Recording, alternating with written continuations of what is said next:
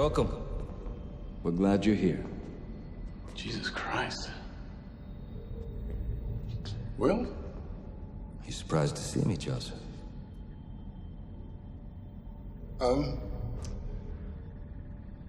That depends. On what? Can you prove you're self-aware? That's a difficult question, Dr. Tiger. Can you prove that you are?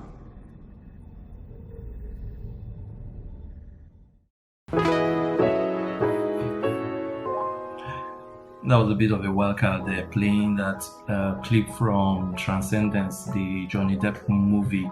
And as far-fetched as it may seem, Transcendence does have some bearing on what I have to say today. So I believe that before you can even achieve transcendence, you would need to have some convergence. And this is in line with, I would say, the evolution of digital or digital media. That before you would, we're at the point where we're beginning to converge platforms, converge formats. I don't even know what that means. No one knows what it means, but it's provocative. Anywho, I digress. I want to talk about some major changes that are you will be seeing on this channel, and with Griot Notes as a platform, whether on the website or here on the YouTube channel. So when I started YouTube, going on 2 years now, I started it because I wanted to prove to some clients that I had then how video marketing could work for their businesses. And I had a few checkboxes that I worked with to effectively prove this. First was to niche down. Second was to stay consistent. Third was to differentiate. And the last was to stay vulnerable. And I would say I checked off these boxes quite right. But over time, it's been not just so on my platform, my successes, whatever they may be, have not just been as successes, my successes as a content creator, but also as an individual growing on this channel. And many of you, if you've been following, thank you so much. And if you're new here, it's a great place to start because there are new changes coming, and I hope that you stick around to watch them. Now, circling back to those check boxes, I think there were a few things that I did right. Starting off, I did start off, so that's the first one. I did start, and in doing that, I didn't have to wait till I had sophisticated gear. I still don't have sophisticated gear. I did or have learned how to edit better, and so that contributed to my personal development, also professional development. So I can actually put that in my resume that I know how to edit videos.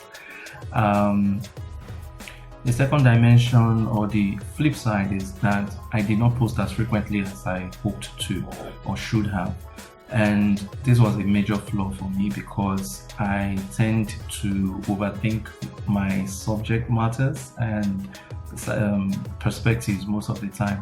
The other flaw was that I focus a lot on, so this goes back to the niche down, and part of the things that I've learned over time, that you don't need to niche down. Sometimes your trajectory might require that you start off by broadening your scope or the scope of your interest, and then later on begin to niche. That's fine as well. It works for some brands, it works for some creators, but for me it seems to be the other way around. So I started off niching down in the book space, and I still identify as a booktuber, it may not be working out for me, considering a few factors that are peculiar to me. So what I didn't do well was to post as frequently as I ought to, and I recognize that as a flaw. So here's what I want you to do. I'd like you to take a moment to respond in the comment section. How do you think you fared with your goals for this year? So there's another reason why I felt I did not develop as fast as I could have on this channel, and that was that I tied my output to the volume of books that I consumed, and that was a bit of a drawback because considering my schedule, I wasn't able to read as much as I expected that I should, to be able to have significant relevant reviews to put up on this channel. And this brings me to what other things or what other interests compete with my time as a content creator. While I still remain an avid reader and book lover of all things books and stories, I do have other interests. My interests actually extend to marketing, to tech, to photography, art, culture, and I would hate to see these interests clash or compete for my attention, like a jealous lover or a jealous wife or a jealous concubine. You get the point. I mean, who says I can't bring all my interests, all the sides or parts of me to bear on this platform? I think that makes for a richer context of who I am and what I have to deliver to you as a content creator. So today I might be talking about marketing with someone else, and tomorrow be talking about books with another audience. But these are all me. And in order for me to stay authentic on this platform and stay true and credible to you in however I may be delivering my content, I found it's important for me to converge. So this is what it is right now.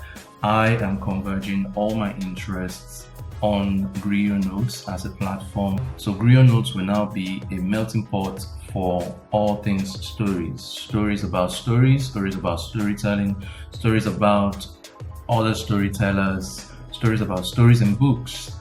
This will now be my focus for 2021. It's one I hope that would motivate me to produce more content, stay true to myself on whatever platform I might find myself, whether here or on the website or on social media. And hopefully as I develop and things change, they would always change for the better and make for me to create more authentic, more relevant, compelling stories for you. So I hope you stick around to follow these stories as they unfold. I do look to interview other storytellers, speak with them, find out what makes them tick, what their motivations are, and what great stories they have to tell and share with you. And so this platform will become essentially another means to amplify other people's stories, because I believe that whether as a corporate or an individual or an artist, or whatever capacity you express yourself as a storyteller, I do believe that it should stay relevant, it should be authentic, and it should be compelling. So you tell me what your goals are in the comment section, and how you fared in 2020, and what you're looking forward to the most in 2020 for 2021, and I'll see you in the next one.